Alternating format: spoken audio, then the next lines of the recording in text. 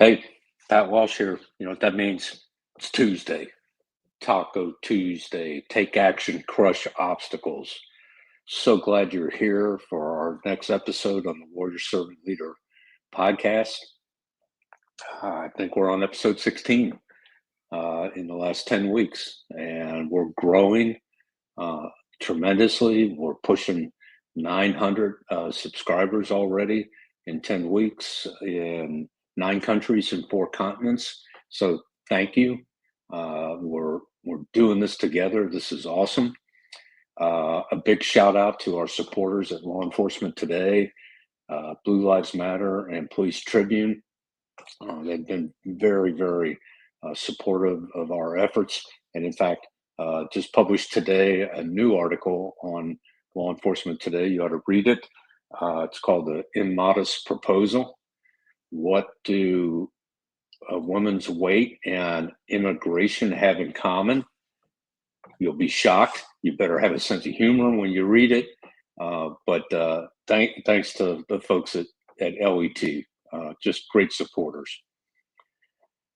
Man, there's been a lot going on. I'm still on the road, and a lot of things happening in the news and politics and all sorts of stuff.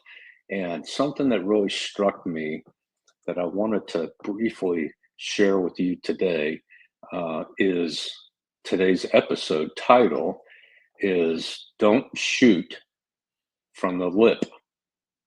LIP, not hip. Don't shoot from the lip. There was a great book. Oh man, I read it back in the early 80s, I think, maybe even been late 70s. It was called Hung by the Tongue. And the book had a big impact on me about what you say and how you say it, how you communicate. You can get hung by the tongue. You can hang yourself with how you communicate and what you communicate to people. And it reminded me of a lot of the leaders, positional leaders that I had in my career in law enforcement and in the legal community as an attorney.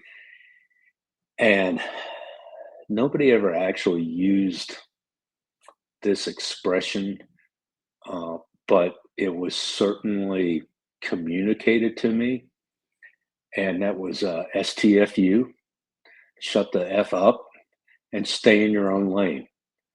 That when you try to have a conversation, particularly in the workplace or even in uh, in your personal life, whether it be about politics or religion or all the things you're not supposed to talk about because you don't want to offend somebody, that you get this either very direct STFU or it is certainly implied to just shut the F up and stay in your own lane. And I want to touch on that today because from a warrior servant leader perspective, I do not utilize that as a tactic when somebody disagrees with me. And I get very, very agitated. That's a polite word. Agitated when someone tells me basically to stay in my own lane. And that what I get the message received is your opinion doesn't matter. So shut up.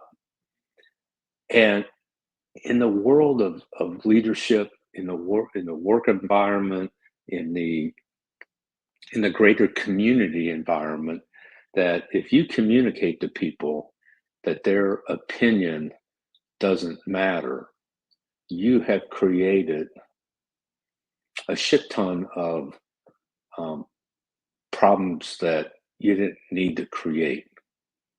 It doesn't cost you anything to patiently listen to someone and respectfully disagree with them. One of the things that we were taught in verbal judo in law enforcement is when somebody is reading you the riot act that, oh, you just stopped me because I'm black, I'm Hispanic, my tooth to tattoo ratio isn't right, or whatever it is, that they blame you for why you stopped them. We were taught to respond not in an argumentative way, not in the shut up and give me your driver's license. We were taught to respond to say, I appreciate that. And we're in a way we were what's the word I want to use? Not ratifying how they felt, but at least acknowledging how they felt about why they were being stopped. When in reality, there was a good reason, whether it was running a stop sign or speeding or whatever it was. We stopped them because we had a lawful reason to do so, and that escalated their antagonism towards law enforcement. And one of the things that uh, I learned a long time ago, it's one of my favorite quotes, is never argue with an idiot. They will drag you down to their level and beat you with experience. And so don't fall for that trap. Don't get into arguments that escalate emotions, but get into conversations that you can articulate where you're coming from while at the same time acknowledging and understanding where the other person is coming from. And at some point, there may be times where you just have to agree to disagree and walk away. And that's all right. I don't recommend that you have that walk away attitude in heated discussions with your spouse. That try to work those conversations out. When it deteriorates to kind of that final word is, well, okay then, and you realize, holy crap, you've stepped in a landmine. Is sometimes you have to walk away and not escalate and make things worse.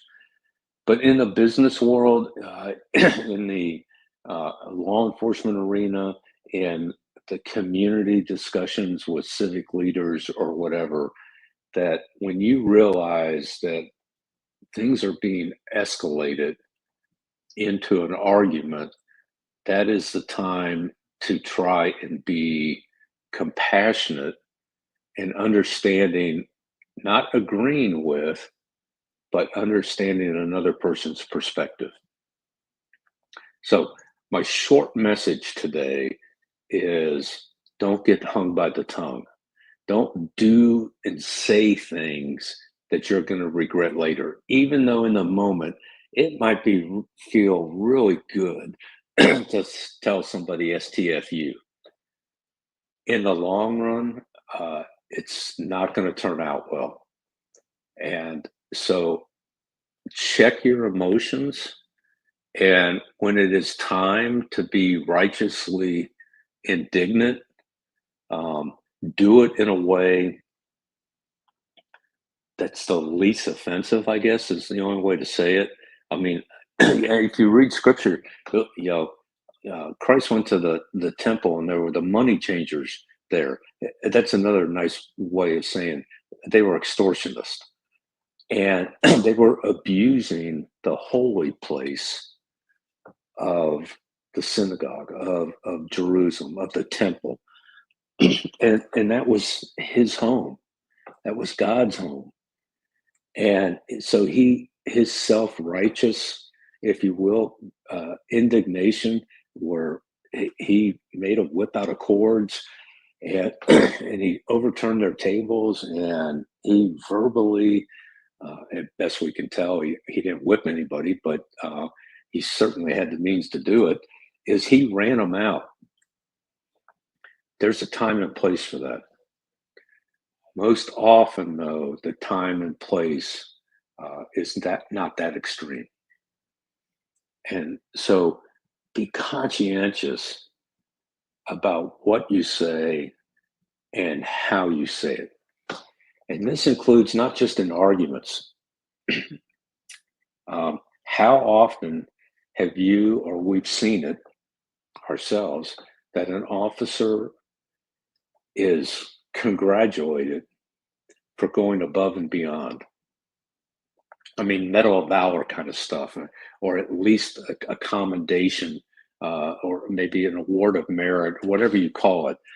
And they're given recognition for doing a great job, whatever that is. How often have you said, I've said it, I've heard it said, when you're giving recognition for that job well done, you minimize the compliment by saying, "Oh, I was just doing my job." No, you weren't.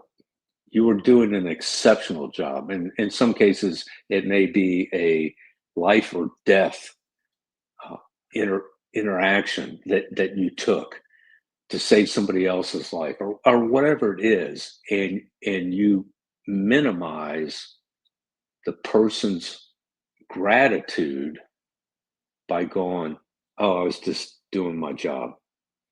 So it's not just the critical, argumentative kind of situations we find ourselves in, but in situations where we're actually being recognized for doing something really well done.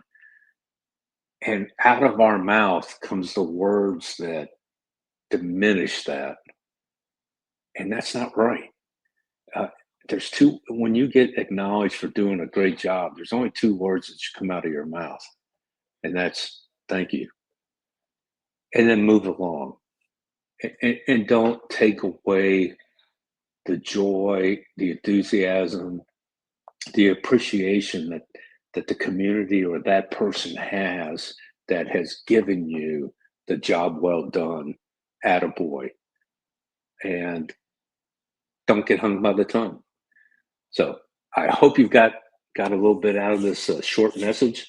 Um, sure, and as I say every week, is download our episodes, leave us some feedback, um, share it with your friends and your circle of people that might grow from hearing this message. And as always, we are growing as a community because of you all, the warriors, the servants, and the leaders that we're touching every single day. So, love you all. Appreciate you taking some time to listen to this. And next week, I'll be back in the home studio and look forward to sharing with you next week's Taco Tuesday message. Take care. Love you all.